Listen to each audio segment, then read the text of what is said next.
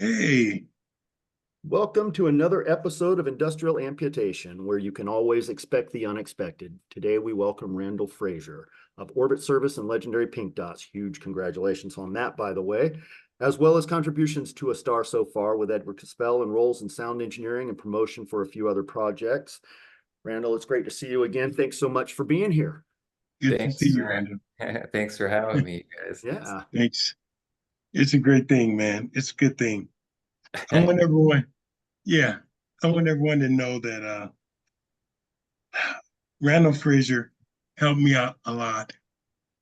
I tripped and fell and totaled out my laptop, and he did a fundraiser to raise for me to at least have some kind of communication laptop, a Lenovo, and and that is the greatest thing that's happened to me, and that's a good thing. I really appreciate it very much, so big time. Thank you, Randall. Thanks, And it Charles. was yeah, no problem. It was a pleasure meeting you when I first met you through Kevin Peace, and I remember it was a good time in the dressing room. I was exhausted, and everyone was talking. So it was the first time I've been out from my injuries. It's the first time I've been out and I saw a concert. And so it really, really lifted my spirits to be there. And it was a added extra pleasure meeting you as well. You know, my friends freak out. They go, you made him. Yeah. Shit. Yeah. Yeah. He's in the pink dots. I know. Yeah. Got other stuff too. But all my friends from Indiana and Chicago, they were excited, you know. Yeah. Oh, that's So cool, man. Thanks. totally. Yeah, and I appreciate it very much. So, mm, mm. Go ahead, Joe. All right. Don't give yourself a brain freeze there, man. I know, I know. I needed that. My palate was like, eh. No worries, man. It's great to have you back on the show too, Levi. Thank you, man. Thank you. So, Randall, it's 1999 and Orbit Service releases the Tooth Fairy and the Green Wing 7-inch and deluxe cassette mini album. Since then, there's been a wealth of other releases all the way up to or culminating in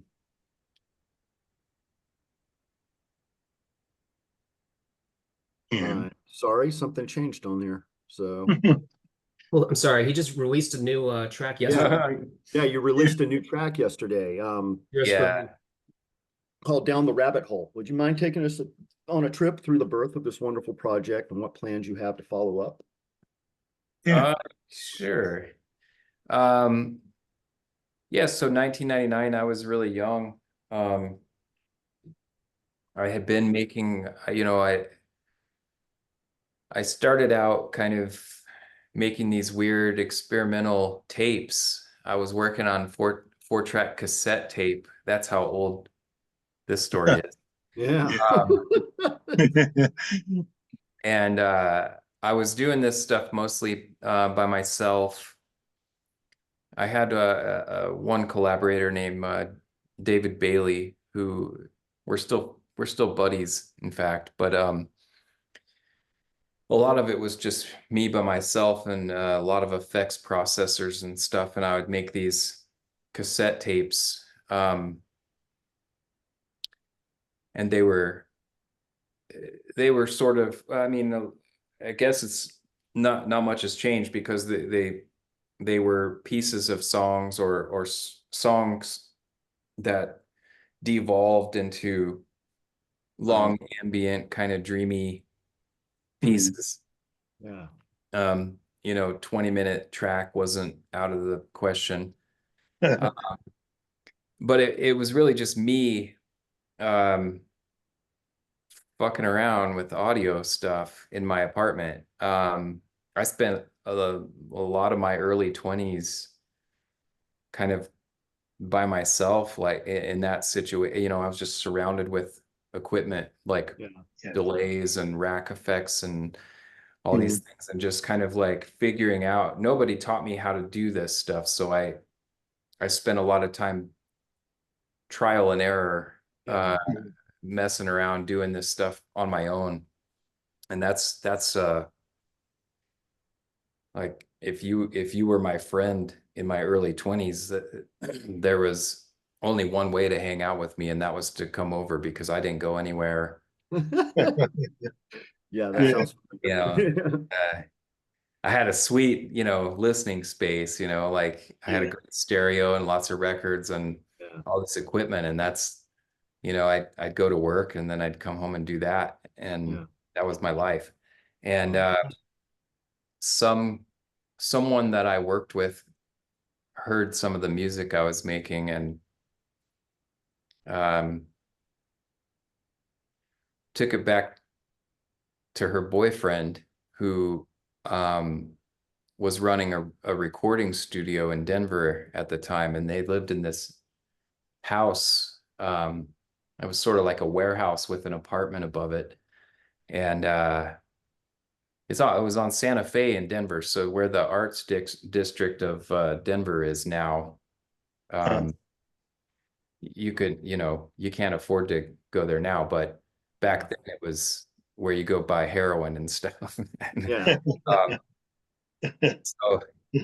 So he invites me to come over and record in his studio. He had an 8-track reel-to-reel, I think it was 1/2-inch tape. And he was trying to start a record label. And anyway, so I kind of jumped at that opportunity, but I didn't really have a band, and I also didn't have a normal workflow. I was used to doing whatever I was doing in my living room and having no time constraints or anything like that. So at that point, there were a lot of musicians hanging around this place, a lot of Denver musicians.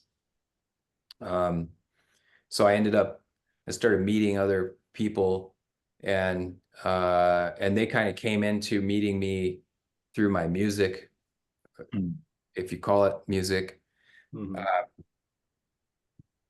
And so I had people who were willing to kind of contribute and collaborate,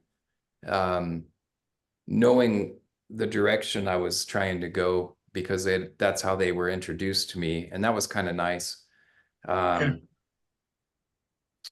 But yeah, so I ended up kind of making, those 2 initial songs were something I just whipped up with these collaborator guys, to kind of fit the mold of someone who would work in a recording studio and put out a 7-inch. That never really was on my mind until I met all these guys, and I had the opportunity to do it. Somebody was like, I want you to make a record, like make a couple of songs that go on a record. I was like, okay.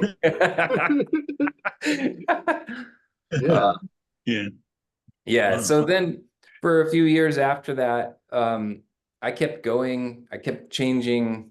I ended up moving back to my own recording studio, kind of in my basement. But having that experience of being in a studio with an engineer working on your album, and like seeing all of that go down, I kind of reapproached how I was doing stuff and became more organized. I started investing in microphones and mixing consoles and all that stuff. But I was still kind of like stuck on the idea of like, oh, I have to have a band. I need a drummer. I need a bass player. I got to have a band.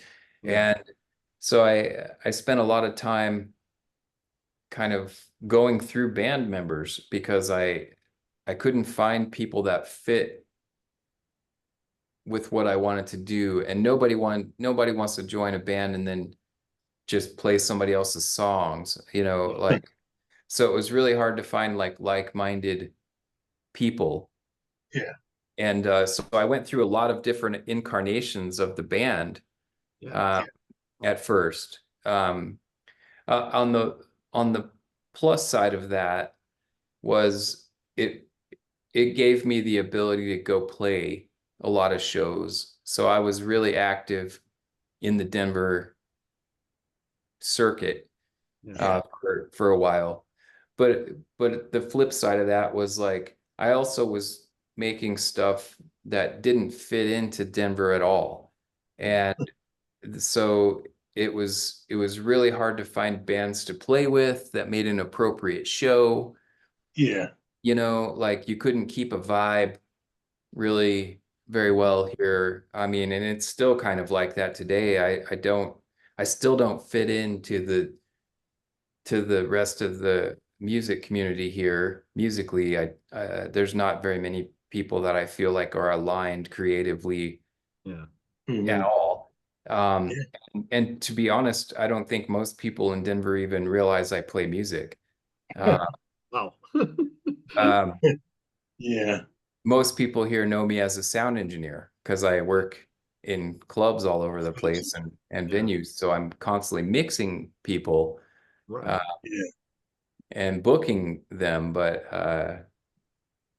anyway, so I go through all these different variations of the band.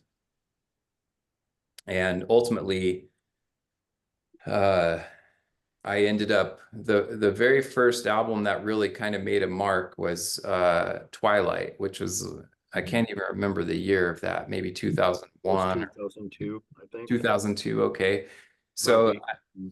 I made that in my basement, and I engineered the whole thing and I mixed it. And the way that that came together was I had a bunch of songs that I had been working on acoustic guitar. Yeah. I'd kind of gone to the guitar because one, I can play it, but two, I was still in this mindset of I have to have a band. Yeah. And so these songs were more based on guitar. Mhm. And I had this band of three other guys. I had a drummer, guitar player, and a bassist. And we spent and they joined the band knowing that I had all these songs made. You know, like I hadn't Yeah. recorded them yet, but the songs were there. And I Yeah. had this idea of how I wanted to go about it. I was trying to keep the dreaminess Yeah. of my solo experimentation stuff, but fit it into the format of a band. Um, and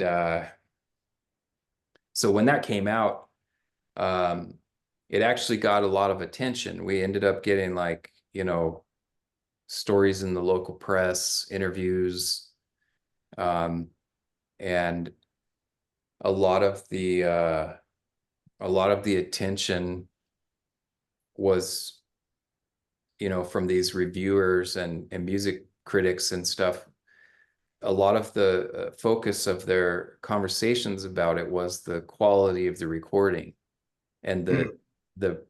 the sound, which was the first, you know, it was really the first thing I'd engineered and mixed myself. So that you know, obviously was a very proud moment for me. But Yeah. it also changed the way I kind of approached things and looked at things because like, oh, maybe, you know, because I'm not a very good, I don't even really consider myself a musician. I can barely play, you know, um, but I am a good engineer. And you know, I've been engineering and mixing for 25 years now or something like that. And that I feel like is my real strength. And so hearing all of that commotion about the quality of the recording and the sound of the album kind of made me realize like, oh, there's, you know, there's a whole nother way that I can approach this band thing and this music idea thing, and Mm. it sort of changed my direction. But anyway, so the band didn't really last very long. This group of guys or whatever. But what happened is I started getting a lot of press and notoriety, at this time, I was also sort of getting plugged into the Pink Dots circle of things. And so all of this stuff sort of happening at the same time, and completely unexpected stuff going on. And I had ordered this, Edward Ka-Spel put out a book in 2002 or somewhere around there, about the time my first album came out. And the book was lyrics from Pink Dots and his solo stuff. And we still have them when we tour, we still have these books. But the book is called Love in Loud Colors. And I was on somehow or another, I ended up on like a ultra Pink Dots like fan group. I think back then it was called Cloud Zero. And this is the early days of the internet, so it was it was before Facebook and all this shit. It was like email only, and you're just like part of this email list where you're getting these emails from people talking about the Dots, and every once in a while the Dots would like say something on there, and that was like a big moment. And you're like, oh shit, Oh my God. like they're communicating. yeah. So I got on this email list about this book, and the book was, there was no budget to make the book, but it was like, we want to make this book, but we don't have a company to put it out or anything. So what they did was they took pre-orders, and the people who pre-ordered it ended up paying for the manufacturing of the book, I think is how it went. So I didn't get the book for months because it had to be manufactured. And but because I ordered that book, I ended up on this like email list of like ultra fans of the Pink Dots. And at this point in my personal life, I started working for a music promotions company that was based in Boulder. And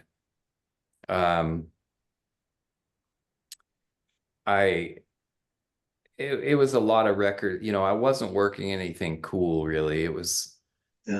It wasn't a cool job, but I took it knowing that it wasn't cool. I took the job because I wanted to see how the music industry worked from the other side, because really the music industry is pretty mysterious, and it's on purpose.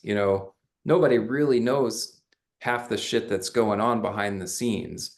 And so I took this job wanting to get a peek behind the curtain. Let me see what these promoters do.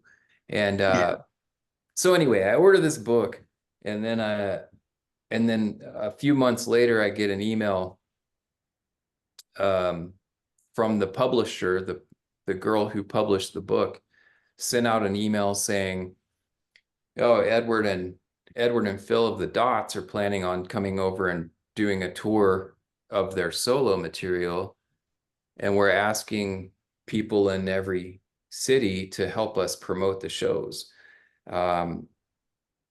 because we don't have a record label supporting this tour. They're just going to come do it." Right. And so it was kind of like, we'll send you posters, and if you can help get them up in the record store and just kind of spread the word about these shows, we'll put you on the guest list.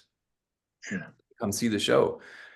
And I was in this position working for this indie promotions company that I had a database of radio contacts, college and indie radio all over the country. So I emailed them back and said, look, I can help promote every city that you guys do, and I would be happy to do that because I love this band. And so that happened. So I got all the dates of their tour, and I helped get it on the concert calendars of every radio station that I could, and do ticket giveaways and things like that. And then when they when Edward and Phil hit Denver, they played the Bluebird Theater, and they invited me to open up the show. Wow. And so I went with this band, and we opened up for Edward and Phil, and that was the first time I met them. And it was, you know, highlight of my life to that point. You know, I was like, holy shit, this is insane. And yeah, and so you know, and at that same time, at the time this is happening, the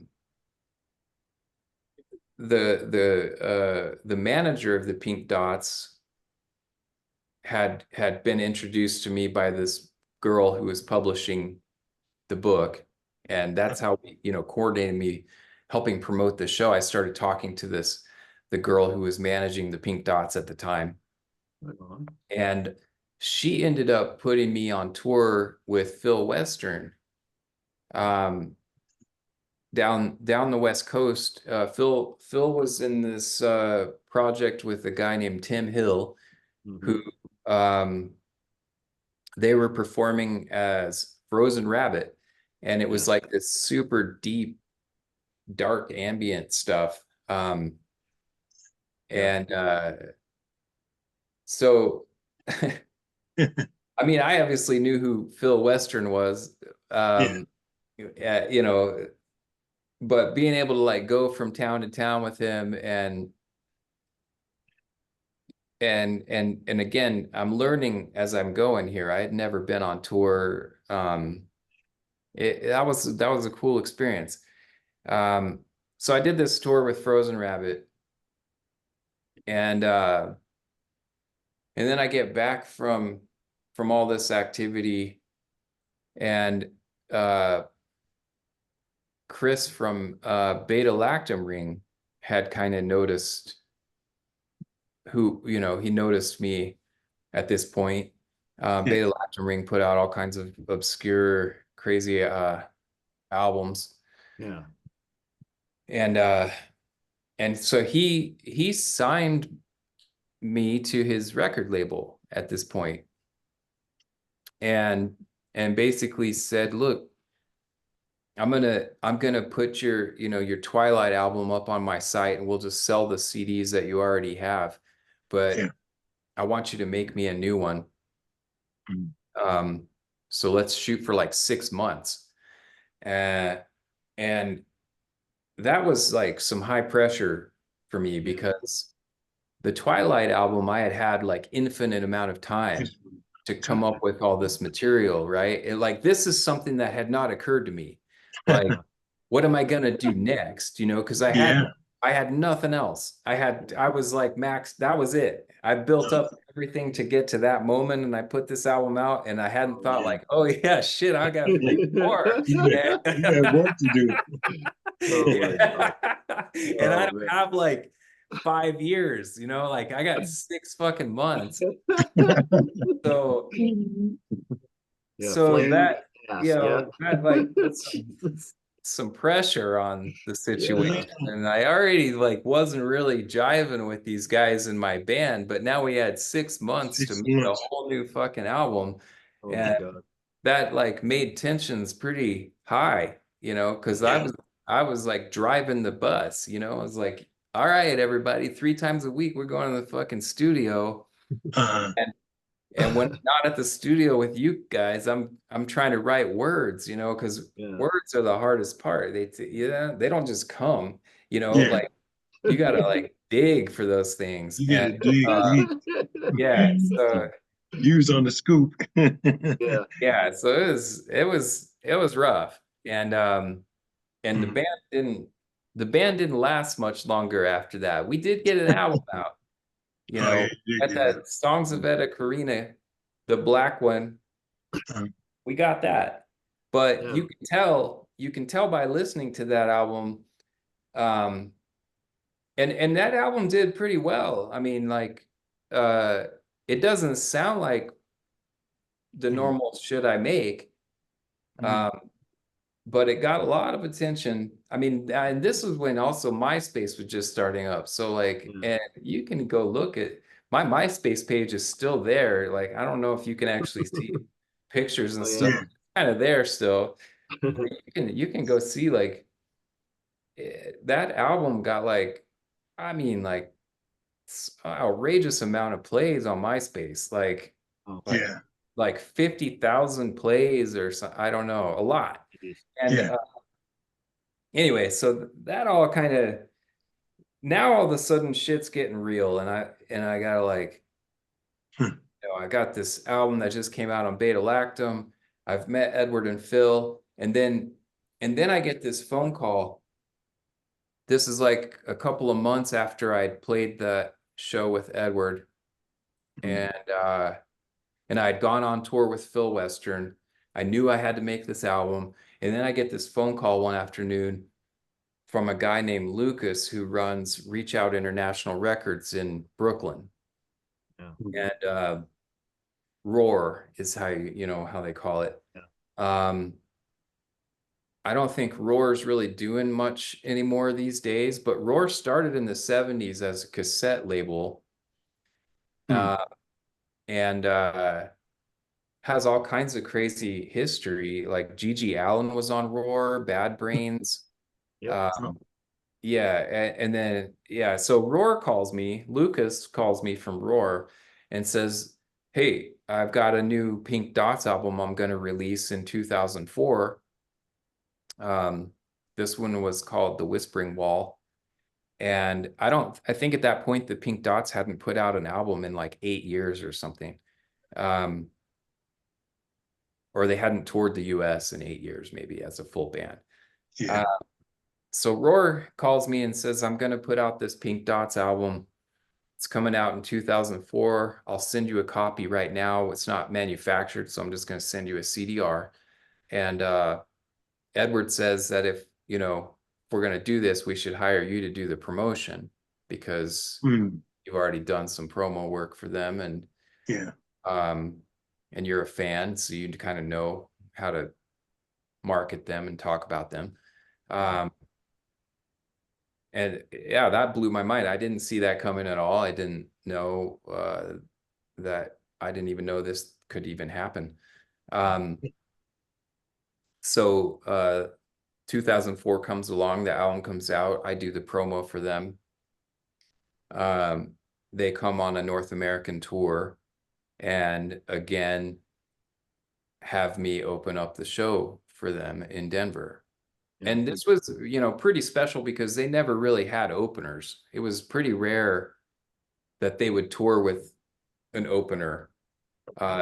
Even today, when we tour, we barely ever have openers. I mean, other than I'll open, but so it was a big deal for me. It was like huge accomplishment for me, and not even that I wasn't even trying to accomplish anything. These things just kept kind of like, oh.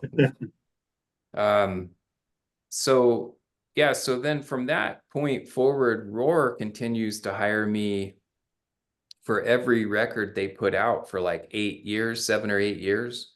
Yeah. So I ended up working for Bad Brains. I worked with James Chance and the Contortions. I did Bill Laswell, Yeah. Dr. Israel, Dub Gabriel. I mean, Bernie Worrell. Bernie Worrell, yes. Yeah. Wow. I did Yeah. Buckethead. It was like a Shit, jaw really? wobble with Buckethead. They had this project called Praxis. Oh, I yeah, did yeah, some of yeah. that. Yeah. And then because I was doing all of these things now, and I'm doing this shit out of my basement. I'm doing all this stuff. I start getting noticed by other record companies. So Beta Lactam Ring starts hiring me to work on their albums. So I'm doing now like promo for like Nurse with Wound, Current 93, Ka-Spel solo stuff, all the Beta Lactam Ring stuff that was coming out. And Beta Lactam Ring was kind of hot at that point. But that also expanded out to like all kinds of like indie labels and indie artists were hiring me. So I was really cranking on the Yeah. promo front. And yeah, so again, this continues. Breuer ends up putting out like 4 more Pink Dots albums over the next few years, and I worked every one of them. And every time they came on tour, I got to open again in Denver. Yeah. So, but this, starting to really like know these guys. Yeah. And Yeah. I'm like talking to Edward directly on email and stuff. So it was like a dream come true. Like, I can't believe I'm helping promote this band that I was like such a fan of. And because I in my teenage years I was listening to Tear Garden and the Dots and stuff, Yeah. uh, and that was another weird thing, is like none of my friends knew who these people were, but I couldn't, like, something about that music, there was something that couldn't be duplicated, like there was no other thing that sounded like that. Yeah. And it's still true to this day, I feel To like. this day, it's still true. Yeah. Yeah. And like, I think, like, once I got like into that music and started, really digging through it, Mhm. there was just nothing that compared to it. Like, everything else seemed tame and Tame. boring. So so this was a huge honor for me to be able to keep opening for them and having all these associations with them. I'm their promo agent now. I'm the guy you call if you want to interview Edward. I'm the guy you call if you want to do a ticket giveaway on your show, like, Yeah. and not only that, I'm now signed on Beta Lactam Ring. So I'm on the same record label that Edward and Phil are putting their solo material out. Yeah. There was one point where Beta Lactam Ring paid me to go up to Portland, and I opened for Nurse with Wound and Oh man. Wow. and Green Milk from the Planet Orange. Oh, So it was Green Milk from the Planet Orange, then me, then Nurse with Wound, all on one show. It was my fucking God. epic. Oh man. That must have been great. I would have killed to be there. Jesus. And it was me with a band. Yeah. So Wow. super weird. So anyway, all of this stuff's going down, and by this point, the band and I are not jiving at all. We don't like each other anymore. The band just falls apart. And Yeah. so now I'm like back to, like, I'm by myself again. And Uh, uh, I'm still kind of like stuck in this, like, I need a band mindset. mhm. Just because I thought that's just what I needed to do. But because of necessity, I didn't have a band anymore. Yeah. So I kind of, like, this is the point where I started kind of moving away from the guitar, and I did end up finding some more collaborators, but it was really loose. It wasn't like a real band. It was like Yeah. just a bunch of dudes that got together, and one guy might be on 2 songs, one guy might be on 3, like sometimes they were all together. And started recording for the album in 2011, which was A Calm Note from the West. Yeah. And I was just being really open with, like, hey, if you want to contribute to this, you totally can come add some pieces, and if it works, we'll use it. If it doesn't work, we, don't be offended. I'm gonna piece together what I can piece together out of this and see what happens. And this was slated to come out on Beta Lactam Ring. And Okay. Edward, actually, that's the first time Edward actually contributed on something I did, because he sent me like a little 30-second like montage that I used as a like a joining piece between 2 songs on that album. Mhm. But because I didn't really have a band, that album came out really different. And then, what, at the same time all of this is going on, at this point now, I've got my own promotions company that I'm running out of my basement, and I have all these connections. Beta Lactam Ring, Chris at Beta Lactam Ring was really helping me. He was sharing some of his connections with me. I had a digital distribution deal with Orchard at the time, which this is, I mean, I think Orchard's still around, but they're a lot different now than they were. But you couldn't just get your stuff on iTunes at this point. You had to have like some kind of record deal or something to get your shit out there. Yeah. Yeah. And so I had this distribution set up. One of my promo clients had set me up with a distributorship. So I was able to sign labels and artists underneath me and distribute people out to the digital services. And because of that, there was a small period of time where I tried to start my own record label, then decided that was a terrible idea. Terrible idea. Yeah. But what happened is there's this Danish guy in Copenhagen named Kim Hansen, and he has a project called Antenna. Mhm. And it's really beautiful if you haven't listened to Antenna. And I was using this program called Last FM. You guys know what Last FM is? Yeah. It like watches what you listen to all the time, and then it would kind of connect you with other music fans. Yeah. And then you could see what other people are listening to who like the same kind of music as you, and you could. Right. And that's cool. I was listening to Antenna all the time at this point, and he happened to be on Last FM, so he noticed that I was listening to his music all the time. And we started talking, and his stuff was like at that time was out of print. You couldn't find it anymore. I don't remember where it had come out. Maybe Corn Plastics or something. I can't remember. But we started talking, and I told him, like, I have the ability to do this distribution stuff, and I can do radio and press promo. That's what I'm doing these days. And I'm trying to start this little record label. And he's saying, well, I have 3 Antenna albums that are currently not being distributed anywhere. So if you want to make a deal, we can, like, you can distribute all the Antenna records, and I'll make a new Antenna album and be on your record label. I'm like, oh, this is amazing. Yeah.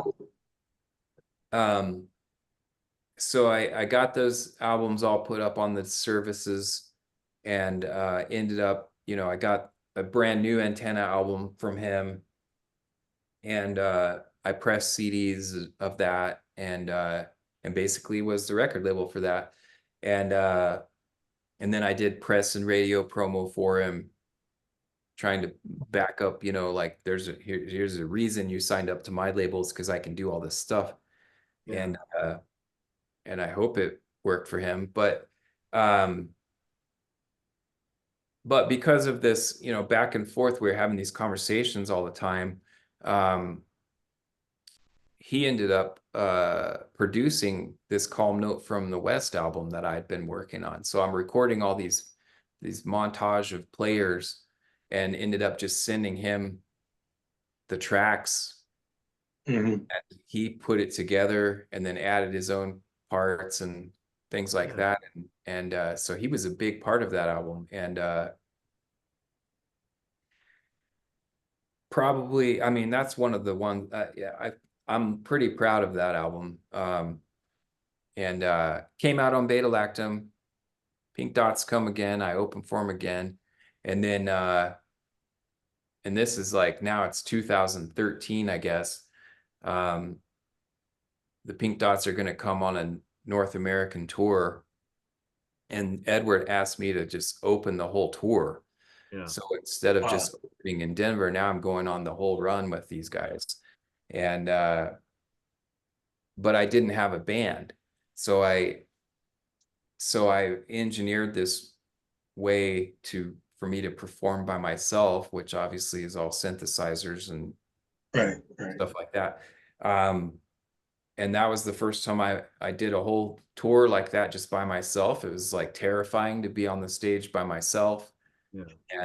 And not have anything to hide behind. I at that point I was sitting on the floor, so Yeah. the show would open and I'm just on the floor with synthesizers all around me and little devices. But it worked out because my setup was so small I could fit it in like a suitcase basically, and didn't take up much room in the bus, and Oh man. easy, easy peasy. And Yeah. and then we do that run, and then about, I don't know, a couple of weeks after the North American tour finishes, Edward hits me up and says, "Hey, we actually are thinking maybe you should come over and do the European shows with us. And also, could you be our sound engineer for this tour?" Yeah. So I go to Europe. First time I, ever been on tour or in Europe. I go to Edward's house and stay there for a few days to get over the jet lag. Yeah. Takes a little bit.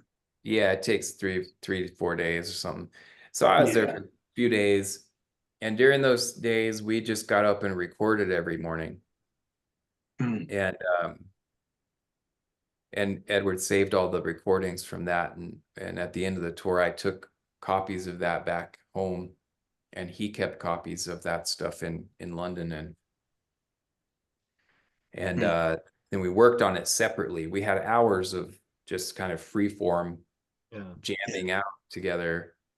And just find a chunk that I liked and start working on some words or something like that, and then send it to Edward. And ultimately we then get some songs together and start sending stuff to Eric and Phil. They Yeah. start That's true. adding. That's true. That's true. Experimental. Yeah, That's very good. That's true. Experimental. yeah, because we're not even in the same room, Yeah.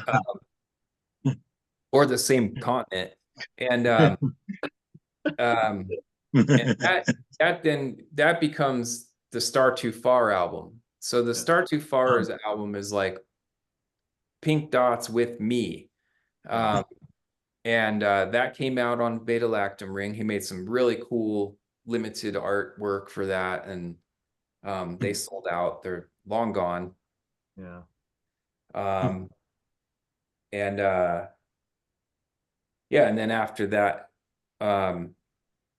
they found Yoop, who's the current Pink Dots sound engineer, and then from then I continued touring with them. I was doing different stuff, like I was opening and then acting as tour manager, or opening and selling merchandise.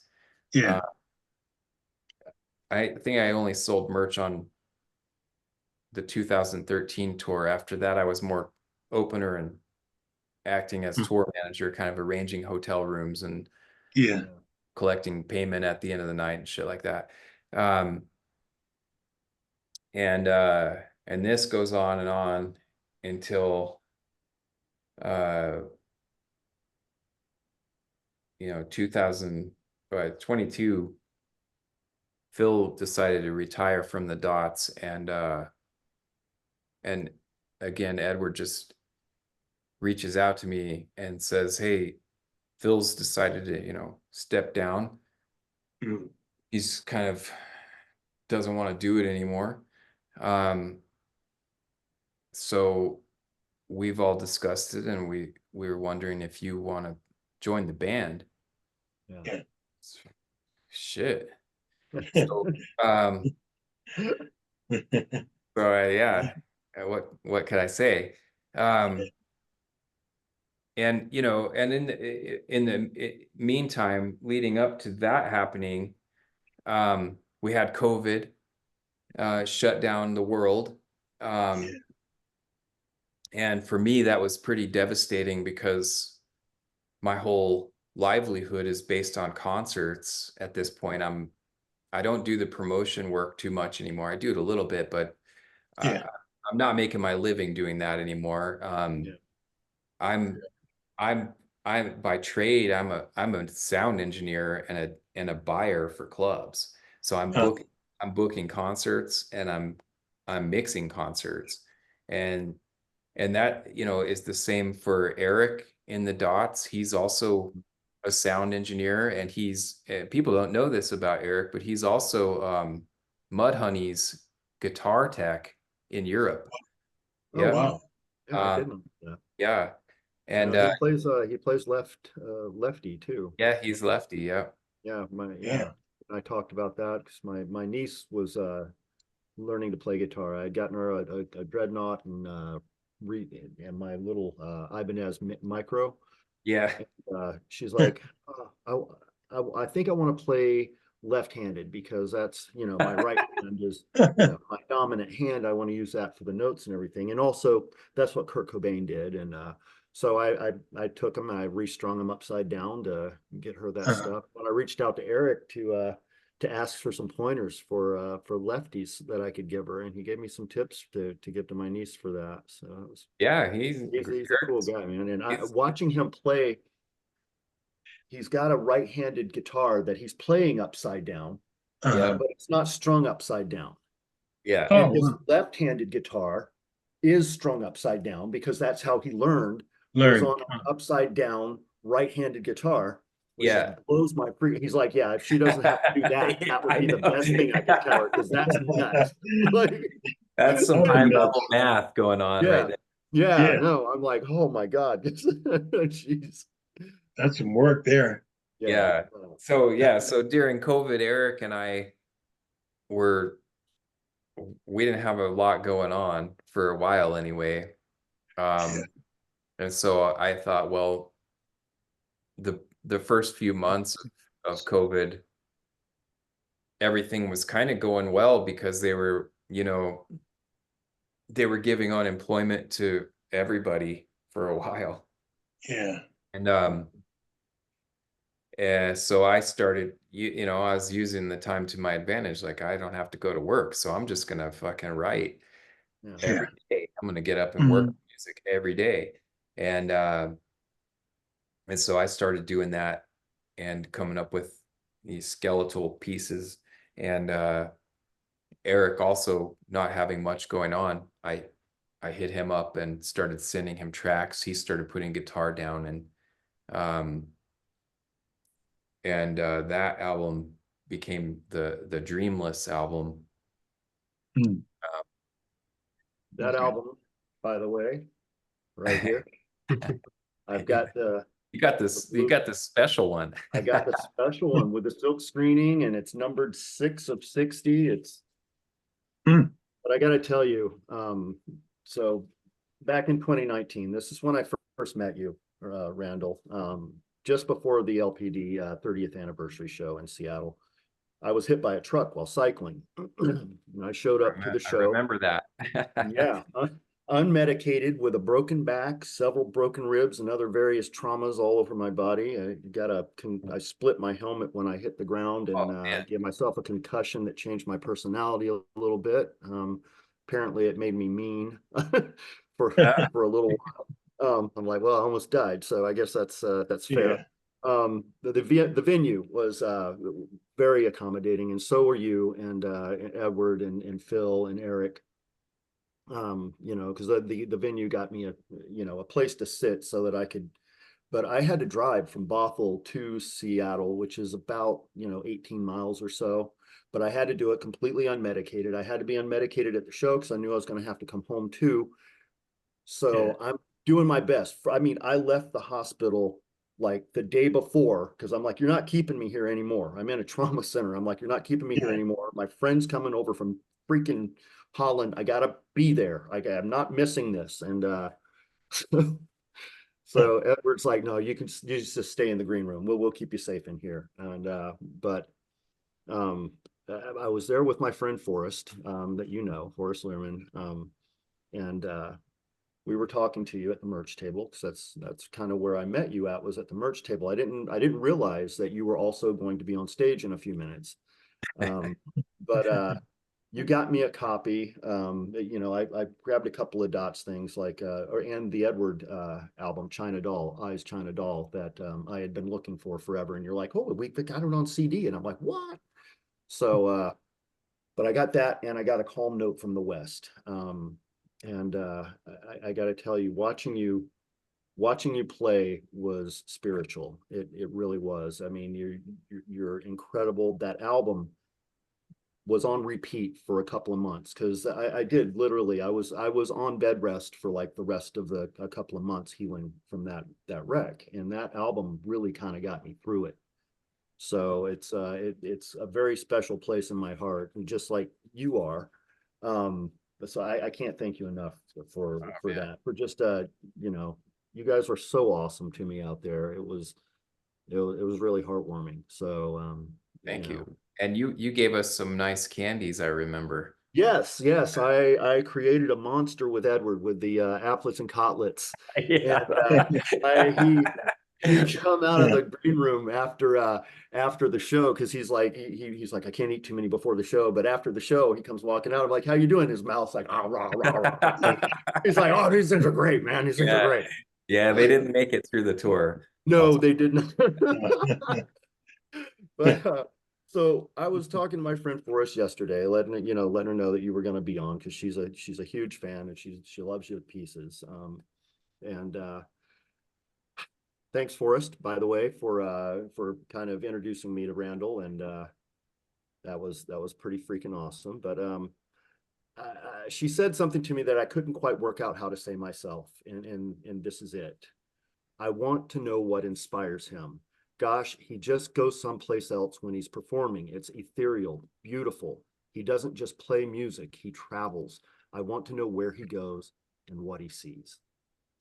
Can you kind of answer that? I maybe. Um Loosely speaking, I think when I'm trying to make an album or make songs or perform these songs or whatever, I am generally coming from a place, a real place, right? So not directly, like I don't like make a song about this or that specifically, but I'm coming from, when I'm putting these things together, I'm coming from some kind of stimulus that happened to me, something that caused me to feel a certain way, or you know what I mean? Like something happens to create some feeling or something that I'm dwelling on, or something, it's Yeah. just it could be really benign. Like I could have had like an argument with my wife or something the night before, and then um I get up the next day, and that's still on my mind, and then so that sort of stimuli makes me go a certain direction when I'm starting to work on the music.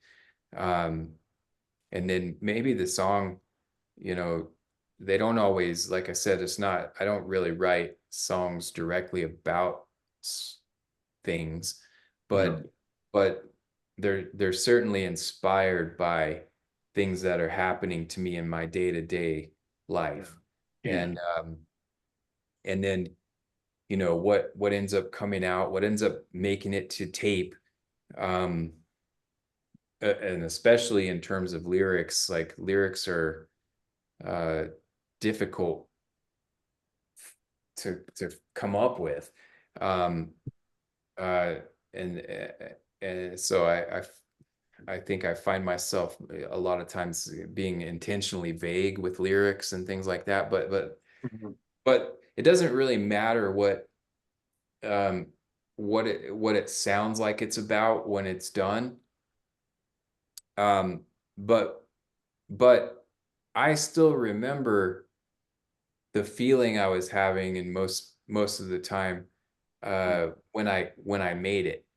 Yeah. And over time I might like lose the specific memory of like what was it I was upset about that day or whatever, but I still have the feeling, even if I don't remember what inspired the feeling, I still remember the feeling. And and also, I'm terrified, really. I'm not that comfortable on the stage. I still have stage fright, and Yeah. It's hard for me I'm too. 20 years in, so Yeah. it's not going away. That Yeah. I get nervous every time I go Yeah. up there. On stage. Yeah. Um, I do too. I get, and Yeah. yeah, but it, it's Sure. but I have to make it look like I'm on the top of things. yeah. Yeah, I'm well, like you I'm want to be scared on as hell. top. Yeah, yeah. I mean, you want to be on top of things, but Yeah. it's scary. Um, and so, but I guess when I start, and I get that's one of the reasons that I never really stop the music. Once I start my set, Yeah. it goes straight through to the It end. I works don't for you. stop. Very, very, Mhm. very well. It works for you. Yeah. Because it is. It's an experience when you see Orbit Service play live. It's a real experience, and it's visceral and it's spiritual, and like Forrest said, it's ethereal, and Yeah. yeah, you might be scared to Yeah. death, I but swear, I you're get so exuding traveler energy. You really are. I get so scared. I get so scared, man. It's like, but I practice at just holding it together Yeah, on the up front until I start playing music yeah. or till I'm playing, and I'll be worried about. Oh, I hope I'm in key, or I Yeah. I hope I don't. Hope my chord don't come out. I'm so Yeah, I self-conscious. know Yeah, there's a million Yeah, things that can go wrong up there. yeah, yeah, yeah. Um, And people think like, wow, Levi, you're so cool. You all, man, you got it all down. And I'm like saying to myself, are you fucking kidding? I'm scared as hell. You yeah, know, I'm running around, if I had to run around and stuff, I lock in on some specific energy of fans. But, then again, practicing, to practice is and get it down pat is a good thing to do. yeah, You know, yeah, I like, yeah, it pays off. I like practice. yeah. yeah, You know, and then I yeah, Never like watching. experimenting. If someone bumps into me and knock me out of tune, I'll play out of tune Yeah, because I practice that, yeah, yeah. No, but I understand. Yeah, I mean, yeah, and that's why now, with my having sepsis really, really has an effect on me. So a lot of times I'm really subconscious about getting my motor skills together. But my imagination is still there. I yeah, have more desire to have imagination. And when I listen to your recordings, the imagination is free. yeah, You know, I can freely sense it. And that's important because to do that live is the best thing in the world. It's better than drugs. It's better than sex. It's yeah. just doing it. yeah. And making it happen. You know, making it happen. That's the technique. Yeah. You know. Well, yeah, thank you. I mean, I owe a lot to all the, Edward and Eric Uh, and Bill and all these guys that have gone out of their way to mhm. give me the Yeah, chance to do that, yeah, and I I think, when I'm playing the shows, mhm. I'm so scared that I just I kind of go into a trance, Yeah, yeah. and I stop thinking about all the people that People, yeah, watch, and I just yeah, I'm comfortable with the knobs and the yeah, fader, and Yeah. I just mhm, kind of immerse myself in that and try to not mess up the words. yeah, And uh, yeah. uh, Yes, thinking I about am this. I am blown away by the lyrics in your music. I know you said that they're not necessarily a specific message or anything, but you've got a beautiful voice for one, and the spoken word stuff you do is just, it's haunting.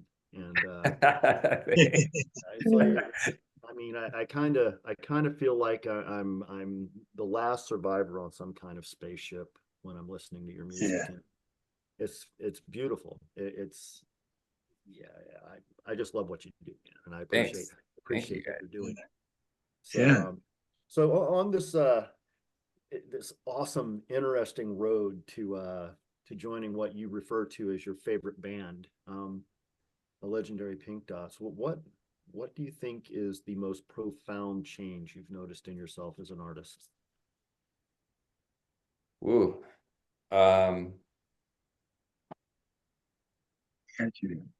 Yeah, it's a tough one. I mean, I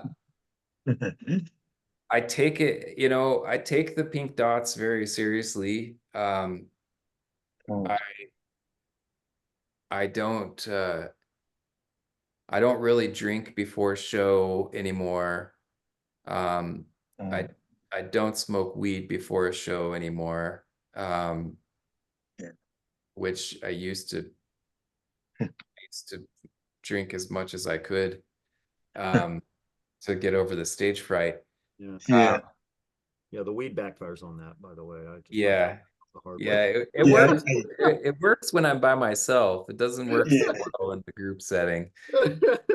Then on top of it, and then on top of it, I get into this, the music way too much when I smoke, if I smoke weed before I play. So that's Yeah. why Like, people how long don't, have I been playing this note? 27 minutes? yeah, Okay. people How don't long have I realize, been doing this? Yeah. Yeah. people don't realize Oh. I never can get high before I play. Yeah. And once after I play, then I'm ready to go. Then I smoke some pot. Maybe halfway through the tour, I'll smoke some pot, maybe cut to a couple of puffs just to cool me down. Yeah. But usually it's because if I smoke the pot, I get into the music too much and I forget a part or something. And Yeah. they like it, like with Thrill Kill, they would laugh because they want to see how I'm gonna come out of it. Yeah. And I come out of it Oh, in God. flying color. They go, "Yeah, I got you there, Charles. That's You funny. really, Yeah. you thought you were Yeah, slick." my first band and I were just messing around in the studio, and we were doing a rendition of Knocking on Heaven's Door. And I can't remember if I was really stoned or a little bit fried on acid, but I could not find the exit to the song. So it just kept going over and over and over. And I've got this old 90-minute cassette, metal cassette from, this is back of the old 4-track cassette. I think it was a big Tascam at the time. The entire side of it is Knocking on Heaven's Door, and then it's out before we even finish the song. I couldn't find the exit. Yeah, I don't know. I know one thing. At the End Festival playing there, was like 30,000 people, and I was so nervous, and I didn't want to use a wireless, so I ran to the stage, and my cord came out, and I said to the audience, "Hold on," and I walked back calmly, and I was saying to myself as I'm walking back calmly, "Oh my God, this is a moment in my life. I'm at a festival, I'm playing in front of all these people." And I just fucking walk out and the cord comes out in the middle of the song. And so I just walk calmly back to my amp, and the tech guy gave me a patch cord. I plugged it in, secured it, walked back, shook my hand, and I came back in, and everyone just went nuts. Everyone went nuts. And I was saying, "Oh my God, I'm so lucky." I'm playing my ass off and I'm only scared. And it worked out cool. I came right in on time, and I'm looking down at at the other bands, Hammerbox and all those guys. They were like, "Yeah," and I Yeah. was like, ah, you know, they thought I was cool. No, I was fucking scared. But it pays to be a big, tall black guy sometimes because it can be intimidating, Yeah. Yeah. But I think I'm a I'll try nice that next time. yeah yeah no I get scared though. I still do, and I feel better not getting high, Yeah. smoking pot or anything before I do a show. Yeah. Because once the show is done and it's worked out well, then I go ape. I used to. Now can't do that no more. Yeah. After losing my leg and living it up, Yeah. can't do that no more. I have a good woman, and I meet people like Randall and you, Joe, and Joey, Yeah. and it keeps me going. Kevin Keys tells me to keep going. Yeah. I work easy with other artists and other bands. That's why I'm in so many other, shows or performances. Yeah. But I just love playing music. I'm not a genius. I'm not the greatest guy in the world, but I know how to deliver the goods when needed, Yeah. and that's what counts. It is what And counts. yeah, and your experimental stuff and everything in your style is so much room to breathe. Yeah. Not have to go to a certain part and don't have to be aggressive and this and that. I can just be part of the music and really flow with it, and that's the ticket. And that's why now, you know, um, Randall, I really appreciate your input, you know, and helping me out and everything. Yeah. I really, really, you're a busy guy, very busy. Very. Yeah. I'm surprised we got this interview. Yeah. I am, I am, because I thought I was calling too much. I'm like, oh, you know, I'm dogging it. No, Oh I'm no. sorry. I am busy. No, you're Um, busy. I haven't been to Red Rocks. I've never seen Red Rocks. I've been, I played here many times, at the Ogden and at the Bluebird. I played there. But, and then some place with Pigface we played. I don't remember the name of the place, but, I don't know the insides of what's going on with Denver, you know, yeah, don't know. And now it's so expensive to live in Denver. Now it's like a homeless person can barely live there, yeah, you know. Yeah. yeah. So so Denver's it's different. But I'm looking forward to it. Any free time you get, remember to just get in touch with me and let me know. Oh, I That's will. a ticket. Yeah, Okay. definitely. Yeah, like I said, I'm gonna get with you before the end of July, Yeah, uh, yeah, and get your computer yeah. Yeah. set So up. Enough for yeah, that. That is yeah, so awesome. yeah. Joe sent me an effects pedal, and it's the Zoom effects pedal. Yeah. So man, now I'm just learning how to edit whatever I can. Learn how to edit, and there's little bitty tricks that if you don't pick up on the tricks, you'll be stuck. You know. Yeah, oh, yeah, So, oh yeah, I remember I was on a cakewalk, and I was trying to do something, and my friend says, "Oh, all you have to do is this little trick." I go like, I was about to give up, you know. He yeah, said, "Man, you did pretty good, Charles. Just, I'm tired of having other. I just want to be like you, create an ambience of music." And thanks to Joe sending me stuff and everything, and this effects effects processor and stuff like that. I'm gonna get around to it. You know, I have nothing else to do but to heal and pay attention to my motor skills. You know, I have neuropathy, but at least if I can stay with it, you know, just keep continuing making music. Yeah, Gotcha. absolutely. Randall? Well, I'll get there to Yeah. help out with your computer. So Thank you. take Thank care of that. you. I Yeah. want to ask you about in 2017, Edward Ka-Spel released an album with Amanda Palmer from the Dresden Dolls, and you were a sound engineer in the US portion of that tour. Yep. What was Yeah. That was pretty crazy. We didn't do that many US shows. We did like I think 3 on the East Coast and 3 or 4 on the West Coast. So I flew out, and Patrick Wright from the Pink Dots was on that too. Yeah, that's right. Yeah. So I went to Boston. Edward's the one who orchestrated that, obviously.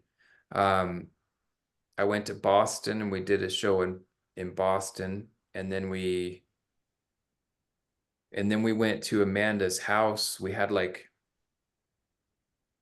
a few days off before the next show. The next show was in, I think, New York City, Manhattan. Hmm.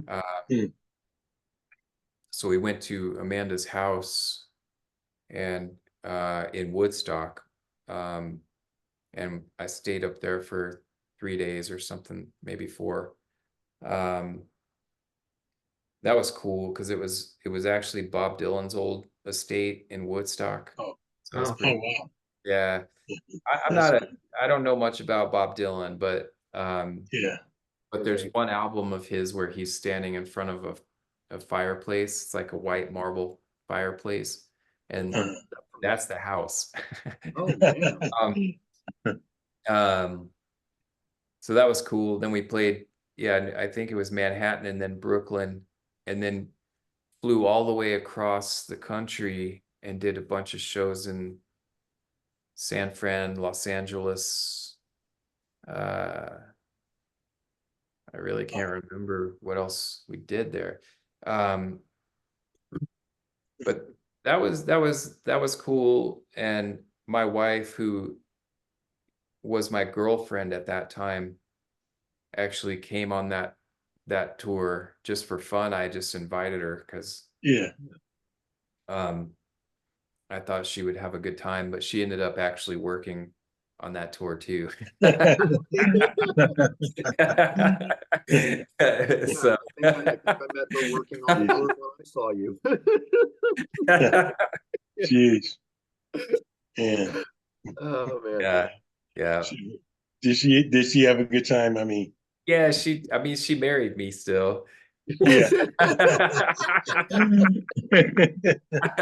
Yeah. That's Oh my God, that's awesome. Yeah. Yeah, in Woodstock, Susie and the Banshees, we played with them in New York. And we had a day off before we had to play by ourselves. We didn't open up for them. We did a show by ourselves. And Bugsy, the Susie's husband, the drummer, Yeah. had to go to Woodstock. And so he asked me, he goes, Charles, how do you handle playing with other people? And I said, what? You never, played, with other people? And he's like, well, yeah, off and on, but this one was important because it was the Indigo Girls wanted him to play drums. Oh, wow. Yeah, and they were in Woodstock. And so we had a day, so we had a show by ourselves without them. So Susie was my escort for the night we played. And Wow. and we got to meet Martin Scorsese through her and hang out all over New York. And she was she said he was really scared. He was worried about it. And I told him, all you have to do is when you go in, if you don't know what to read or read in music, just feel it and play. You know, I'm sure those girls understand. You know, and he had a great time. You know, he had Yeah. never really played with other artists and stuff. So I was glad for that. You know, but when he said he went to Woodstock, you know, Woodstock, New York is a big state. Yeah. Yeah, and it's a lot of towns in there that Yeah. yeah, a lot of them. And it's really country. Yeah. A lot Really. of country back there. Yeah. Yeah, You don't really it is. realize that. Yeah. I remember, yeah, I remember playing with Pigface. We played somewhere in New York, and it was just like it was a great show, but God, it wasn't nothing like New York City. Yeah. You forget it. It was like New York Hicksville, Yeah. Yeah. where it Yeah. was. So I remember your 2 days in Woodstock must have been pleasant, kind of. Yeah, we were in the woods. Yeah, it was nice. And then, I went back to Woodstock last year with Devotchka because Uh-huh. I work Congratulations on that too, by the way. yeah, I work with Devotchka. I'm sound engineer for them and their day-to-day manager and tour manager. And we ended up playing at Amanda Palmer's. She's got a little club in Woodstock, so we went and played there. It's called Graveside Variety. It's right next to a cemetery. And it's a really small place. We played for like 60 or 65 people, maybe. Yeah. Or Devotchka played for 65 people. And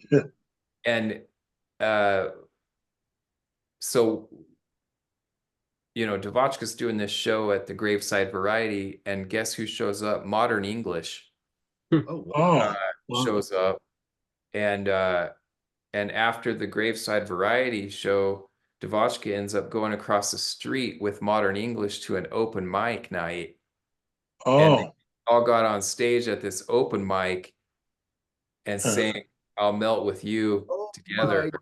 Seriously? And there's like 20 people sitting in this dark dive bar having open mic night, and the Devotchka and Modern English walk in and play I'll Melt With You and then leave. yeah. Oh my That's God. awesome. Yeah, Yeah. Devotchka put on an amazing show. I got to back in like the 2009, 2010, I think. KEXP, listener power radio, everybody, do support it. I was some kind of benefit drive thing. I had done one of the donations. I'm a donor for KEXP, long time donor for KEXP, and one of the donor gifts was VIP shows at the Triple Door in Seattle. Oh, nice. So lunchtime stuff. So me and my my work partner, closed up shop for the afternoon, went down to the Triple Door and got to see Devotchka play. There's like 50 people there maybe, and nice. order a little lunch and watch them play. It was absolutely stunning. I love those guys. Yeah, they're really great, and they're nice when people. You announced you were working with them, and I'm like, wait a minute, you mean like with the band? What are you doing with them? I was my head almost exploded when I read on Facebook that you were working with them, and but yeah, that's impressive, man. Cool. Yeah, Awesome. they're nice people. I've known Tom and Sean from Devotchka for 20 years. Yeah. Wow. The drummer and I actually, Sean, the drummer for Devotchka, and I worked at a coffee shop together when we were like 20. Wow. Oh my God. Yeah, isn't that weird? Yeah, that's weird. It's fucking Yeah. That's cool. Awesome. Swinging baristas. That's fun. So I read in an interview online that you ran an independent promotions company called Massive Music America until around 2009, Randall. And you spoke about how difficult it was with digital downloading and really the digital music revolution severely impacting that world in a negative way. And now we're here in 2024. What do you think the terrain is like for promotions in the music industry presently? Well, it's still That's a good question because I've been kind of working on that myself. Mhm. So the way it used to work, like back when I was doing all these band, like the dots and all that, and working for Roar, that was like that was pre Spotify, Mhm. Yeah. and it was also pretty much pre iPod even. Um, so CDs were really the big CDs were the medium. And Huh. and back when I was doing all that stuff, in order for me to promote your album, I needed CDs. And I would like physically mail 200, 300 CDs out. So Mhm. whenever Roar had a release or whatever, um, I would I would go through, I had a database of all these radio stations and magazines and websites and stuff. And I would go through this database and pick like 200 or 300 places that I thought would give attention to your album, right? And then I would send mailing labels. Either Mhm. that or they would send me the CDs and I would mail them out. But so we were physically mailing packages to all these places, and then I would follow up with these places for like a couple of months Yeah. and try to push people to play it or check it out or whatever. Yeah. And the reason I stopped Massive Music is because Spotify and the iPod started taking over, and nobody was making CDs anymore. So then Yeah. there was like nobody was making CDs. I had nothing to mail out. And at this point, the infrastructure wasn't really in place to send digital downloads to everybody. Yeah. We're still like primitive internet days, really, you know. Yeah. Um, so that's why I stopped doing it. Now we're in a place now where you know, the streaming music stuff it's not going away. Um, it's not going away because of the convenience factor, you know. Mhm. But it's not, you know, at this point, I feel like the people who really listen to music and the people who really appreciate music, they know the difference between what's on the streaming platform eh, versus what the vinyl sounds like. Yeah. And you know, so in one way, because the CD was like okay, um, but there was some, you know, there was some horse shit around the CD. Because I remember when the CD first came out, it was like, oh, this great new music, it's like perfect audio. Yeah. Indestructible. You know, and when they first started making CDs, they actually had the balls to say they're indestructible. Yeah, yeah, That was Yeah. indestructible. a bunch of horse Yeah. That shit. was Oh my bullshit. God. Like, um, Yeah. but I remember everybody thinking, you know, everybody at the time was like, oh shit, this is some future shit here. You know, Yeah. you never seen anything like this rainbow looking disc, you know, and like, Yeah. and it did sound pretty good, you know, and then you put it on but one little scratch on that thing, it could be fucked. Yeah.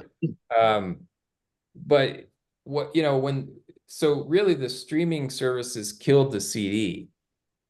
But it also brought about this like appreciation for the records, for vinyl. Yeah. Um and so we're at this point now where, you know, I feel like the streaming services are here to stay.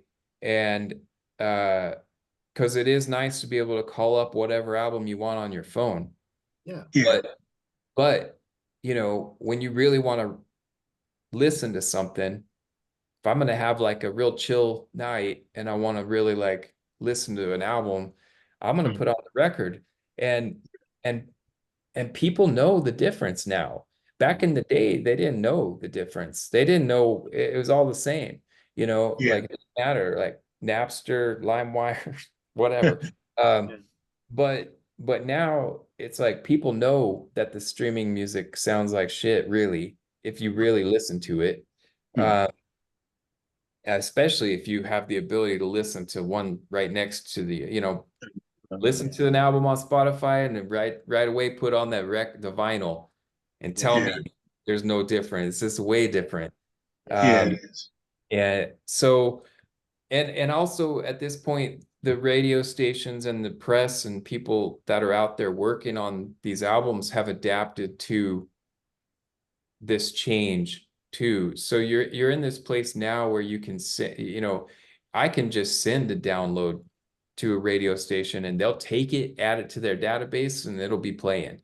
So I got away from like having to mail packages. So it kind of like, I feel like at the initial onset of the streaming music thing, it sort of killed the music promotions industry. I mean, it killed record labels, let's face it. Like it was like,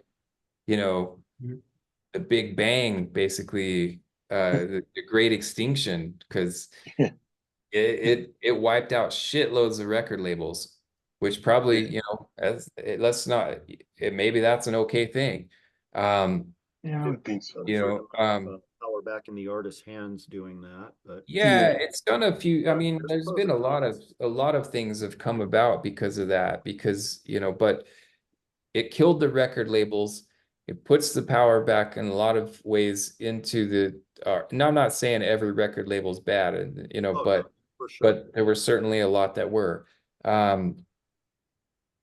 But at this point, I feel like the whole system is kind of like it took a nosedive, wiped out 90% of the record labels, and now it's kind of come back to where you can still do this work. It's just different.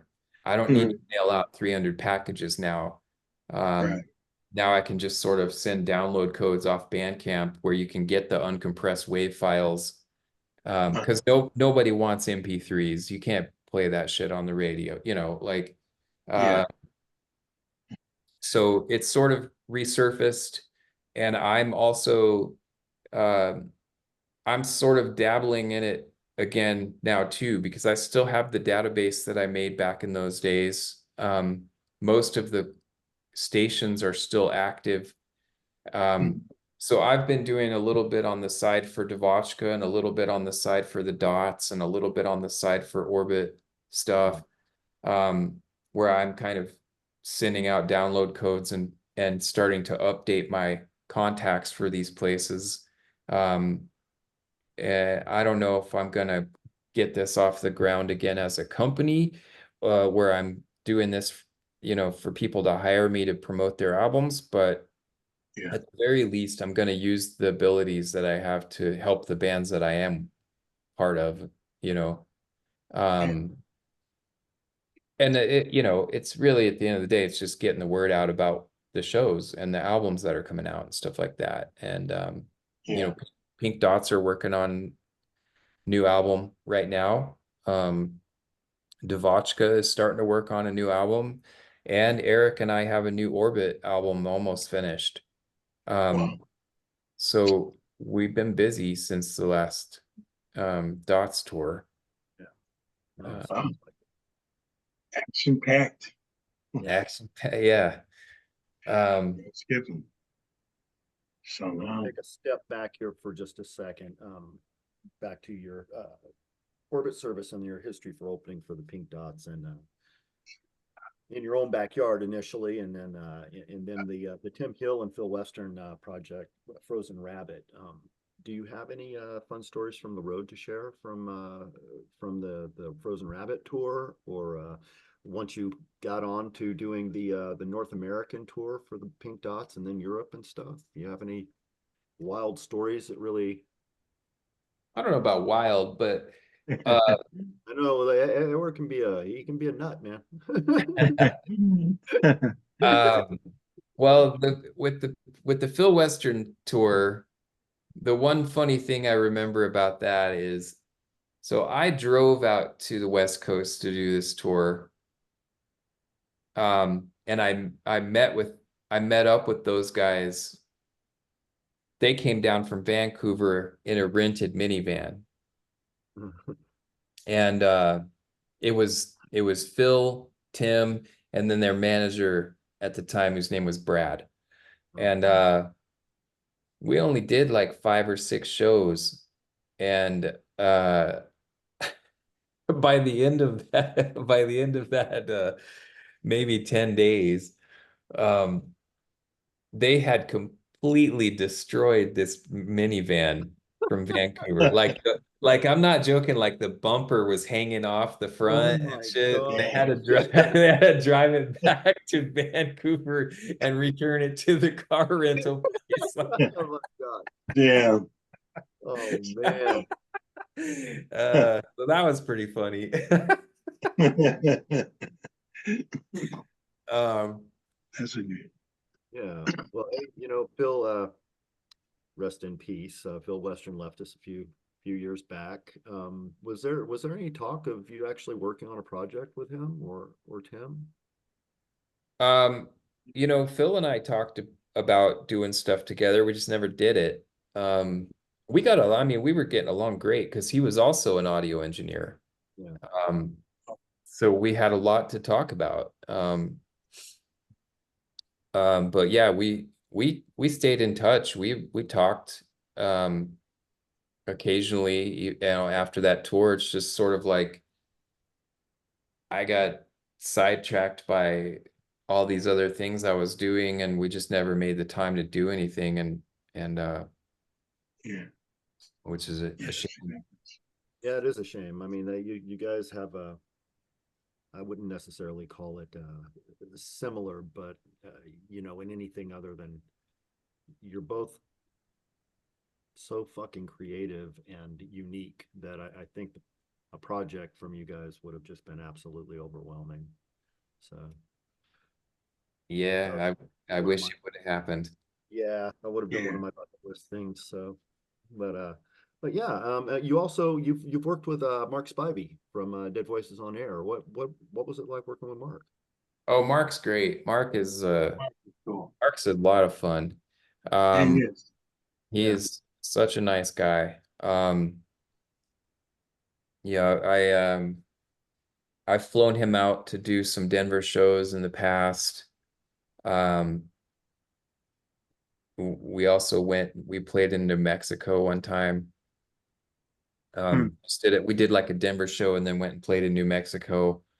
And yeah, and then on the last Pink Dots tour, we brought him over to play. He actually opened up the last 2 nights of the Denver tour, or the North American tour. We played in Denver the last 2 nights of the tour, and Mark Spivey came over and played on those shows. So that was pretty cool. And he works with there's another Denver band called the Druid, who I'm good friends with, and they started playing as the backing band for Dead Voices on Air. So yeah, and I think are those the ones that are in the videos with him when he's sharing stuff on Facebook? sometimes he has another group of dudes in London or in the UK that he plays with over there. Yeah. But It looks like done a a lot. hell of a time hanging out and jamming with him. It really does. Yeah. Yeah, he's fun. I mean, Yeah. It's always fun to be around. Yeah. I know. I felt bad when he got sick in Canada on the Pigface tour. He got sick and he had to, bow out of the tour. He got really severely sick. Oh. Got hospitalized. And we all got sick when we went to Montreal. So I didn't, he was fun and he was on the other bus. So I didn't get to really hang around him that much. But overall, he seemed like really a nice guy. He made me feel good, Yeah, he's I got nothing but nice things to say about Mark Spivey. Yeah, and he's got a great cat named Gloria. Yep. Yep. And he's a cyclist, which I like because I am too. So Yeah, he's a super cool guy. Yeah. So Randall, Being a sound engineer, is it difficult to transition to take those skills and adapt them to mixing sound for a live performance? Um, I don't know. I mean, not really. No. Um, I feel like the sound engineering aspect of things, especially for what I'm doing, in these projects where I'm mostly playing synthesizers and effects and stuff and samples and things. Um, I I'm more of a I'm still, even on stage, I'm more of a sound engineer than I am a musician, and I'm using my abilities as a sound engineer to add to these music pieces. Yeah.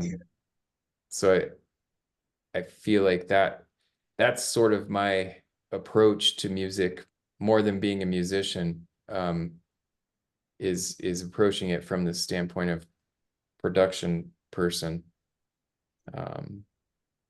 I know enough music to get by, but my strength is really the engineering aspect of it, and being creative with it, because I'm really comfortable doing sound engineering stuff. Hmm. So um I can play the mixing console better than I can play an instrument. I'd love to be good at that. Yeah, I'd love to go to the studio with you, man. Yeah. I'm the guy that says, let's do this, let's do that when we're in the studio. Yeah, But I can be pretty good at it because I've watched some really good people, you know, put together some gold albums, platinum, whatever.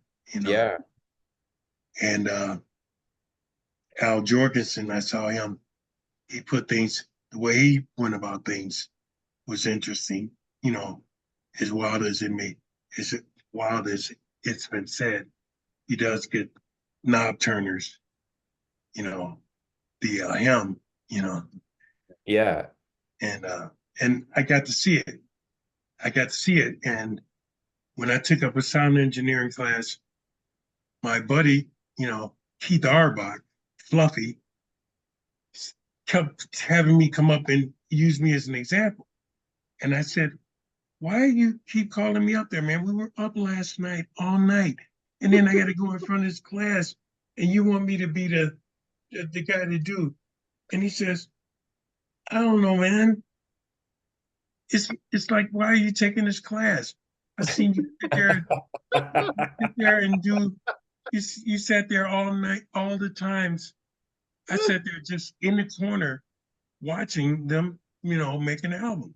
yeah, And Oh my and God. so when editing starts, happening, I start, I hang around in the studio a lot.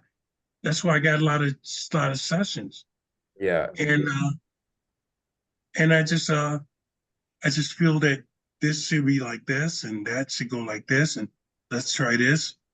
I pick my spots where I should do this at, or what should I say, and I picked up, and so now if I use when I used to have to make money other than touring, I had to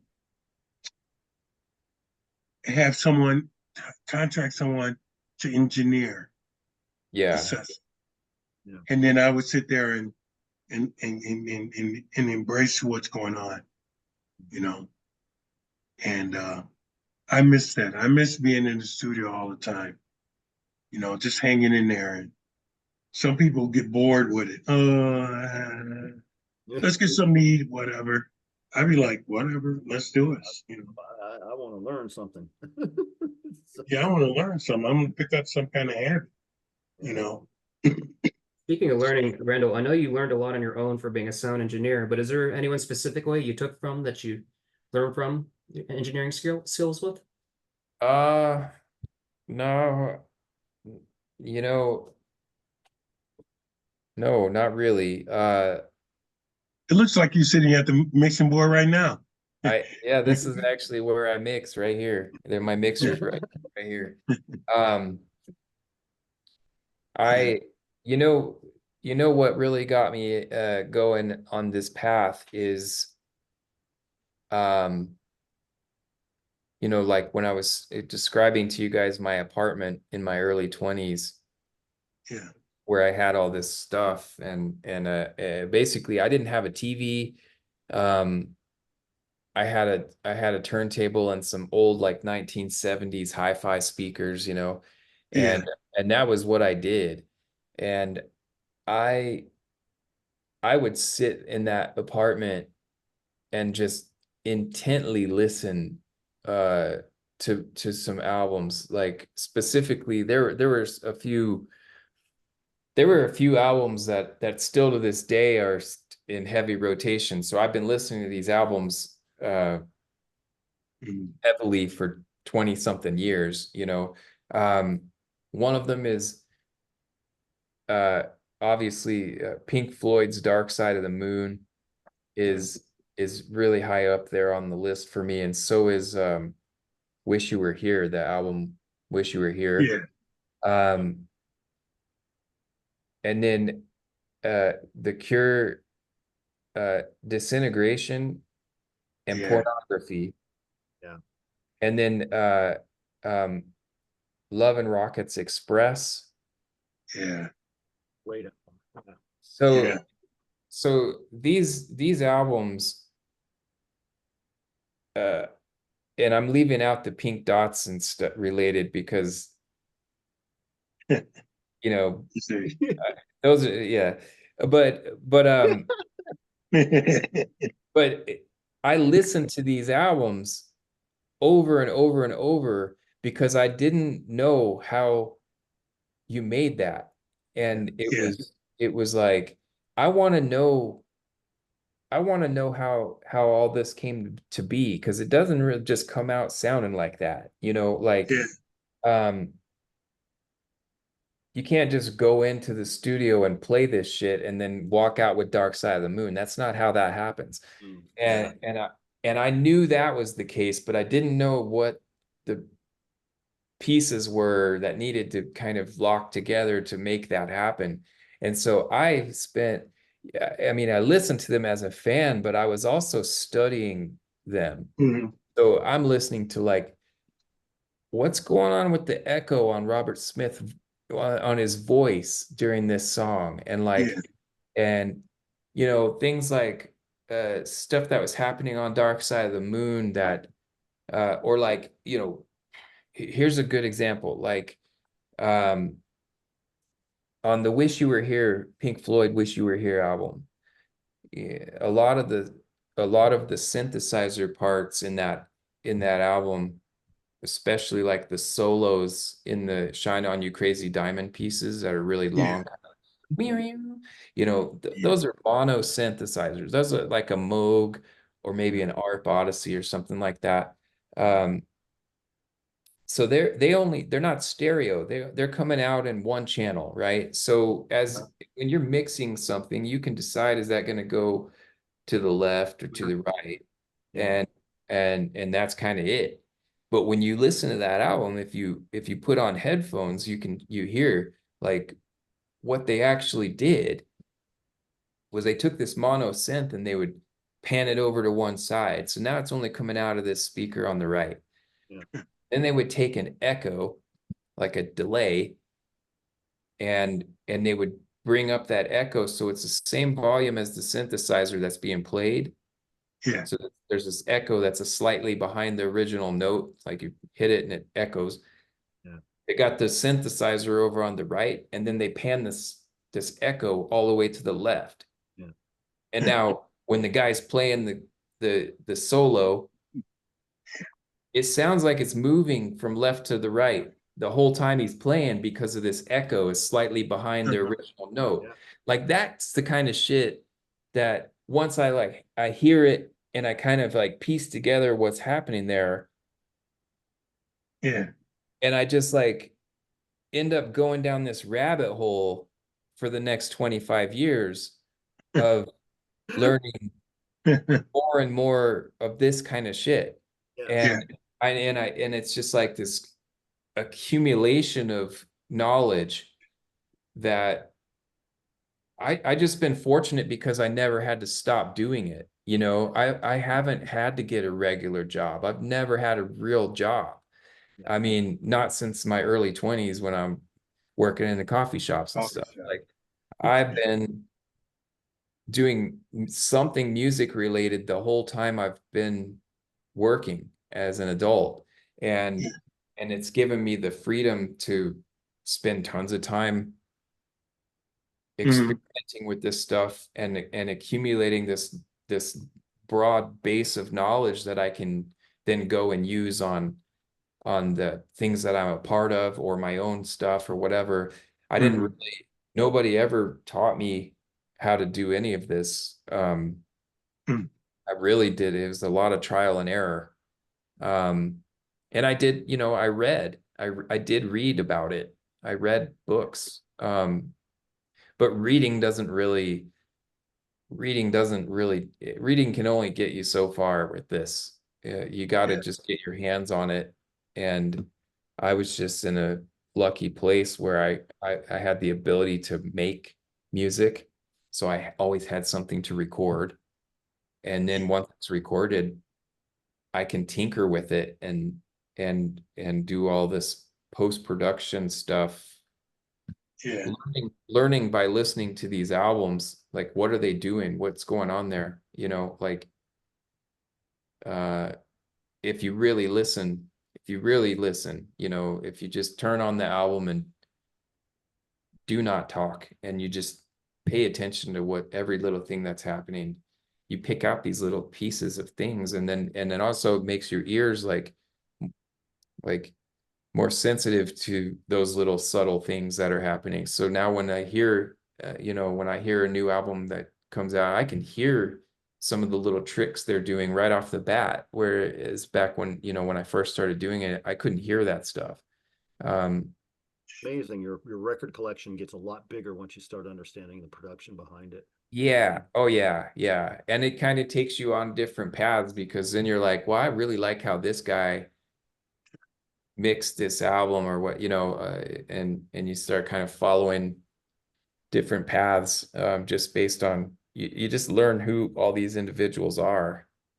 Because it's not always just the musicians. It's like the producers in certain cases can have just as much of an impact on the band or on the music as a person in the band.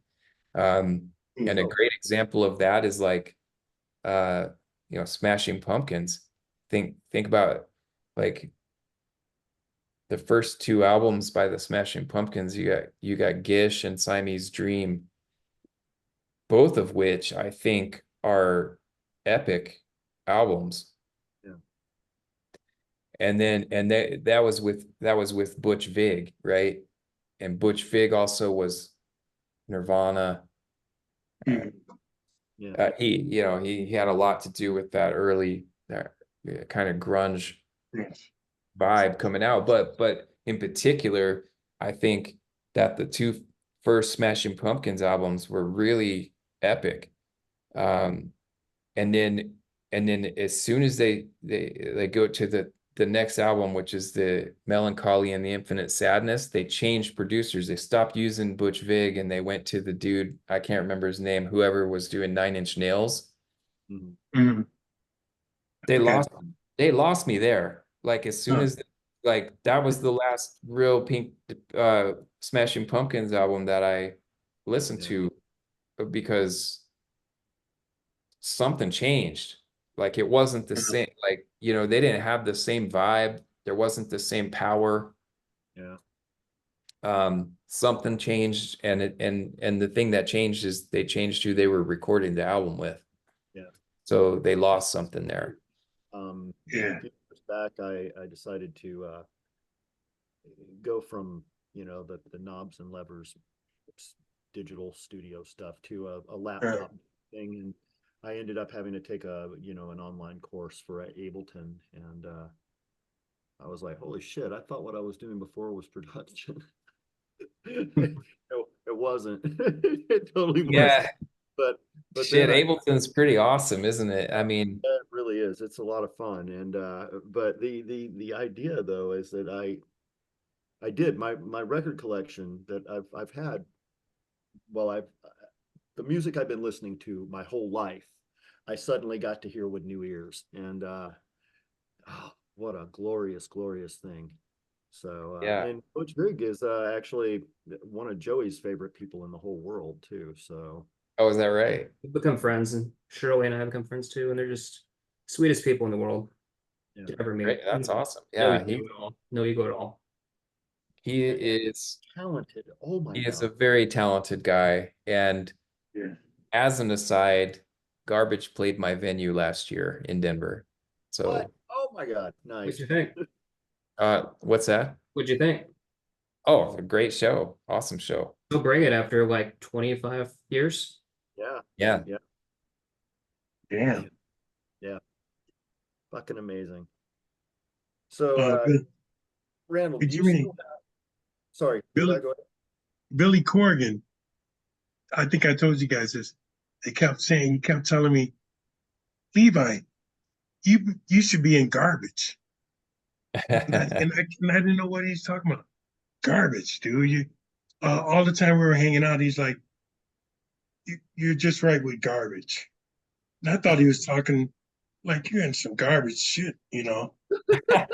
So we were at the World Theater and watching David Bowie, Nine Inch Nails. And that was he's like, yeah, you should be with Garbage, man. I think you'll like it.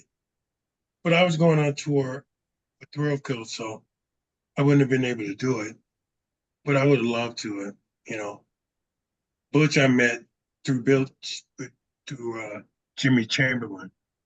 Oh, that's cool. Yeah. But God, I would love to have seen him. I know he's a good sound guy. You know, he's holding Milwaukee, Wisconsin Yeah. down. So that's about it, you know. But I don't know. Maybe I should. I'm just getting this editing thing, technical things down. Probably should get Ableton. You know. I don't know. I'm just glad to do anything. I mean, I didn't think I'd be alive, pretty much. We're So so glad that you still are. thank We're you, gonna, man. we're gonna keep you that way. So, Yeah. Oh, yeah. right. Hey, Randall, what was the first piece of gear you got? And do you still have it? So,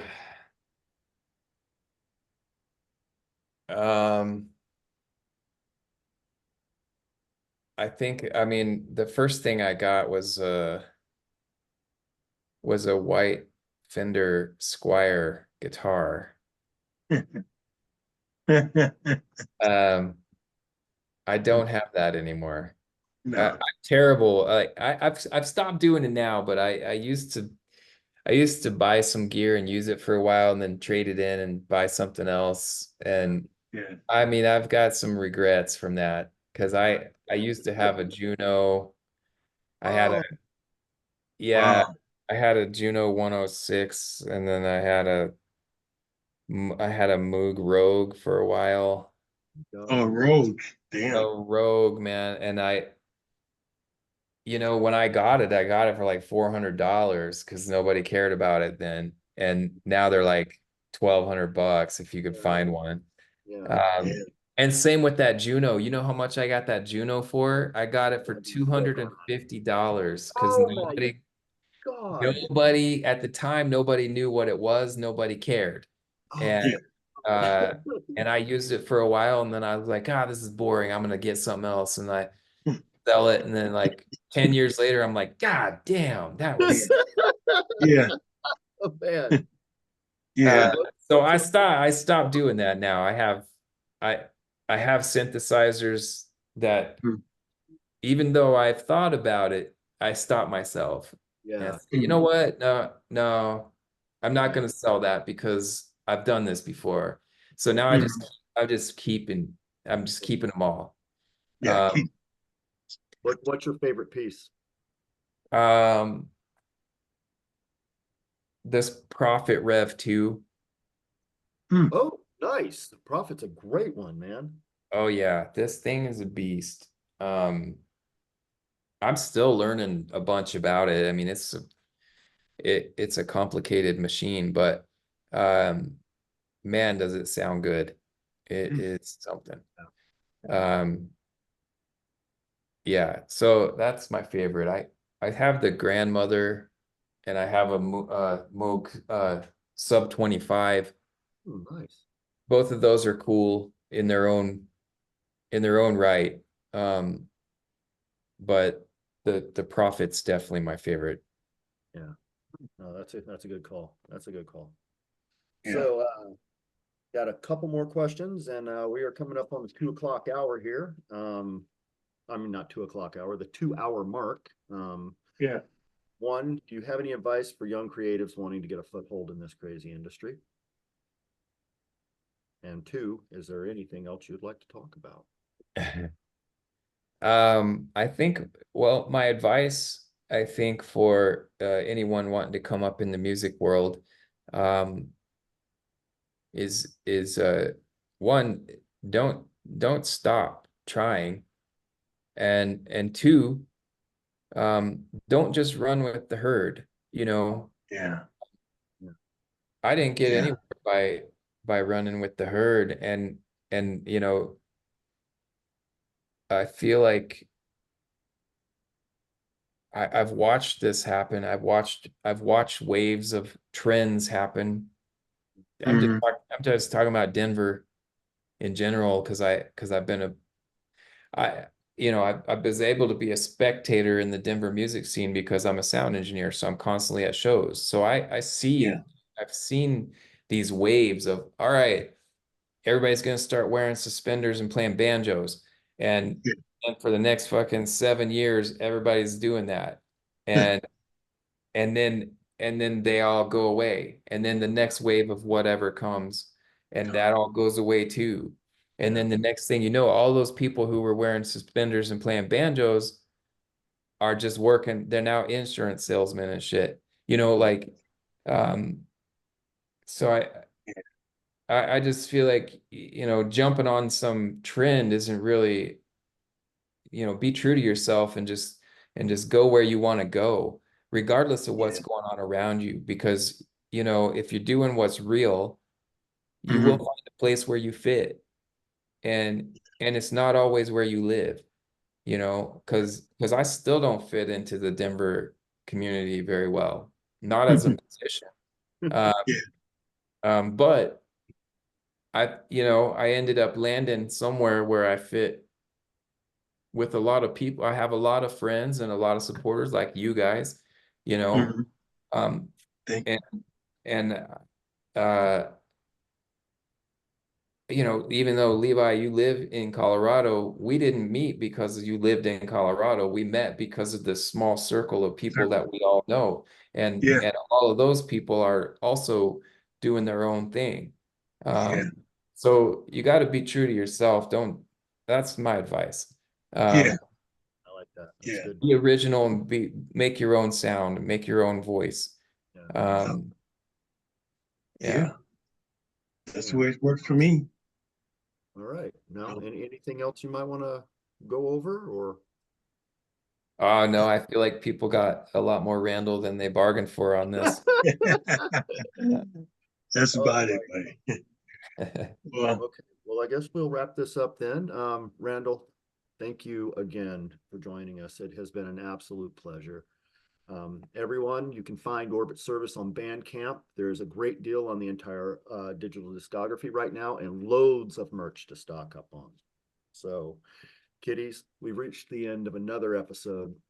Our show is dedicated to our dear friend Jason Lupo. Rest in power, Bubba. Please be kind to each other and to yourselves. If you're hurting, please reach out. You are loved more than you know.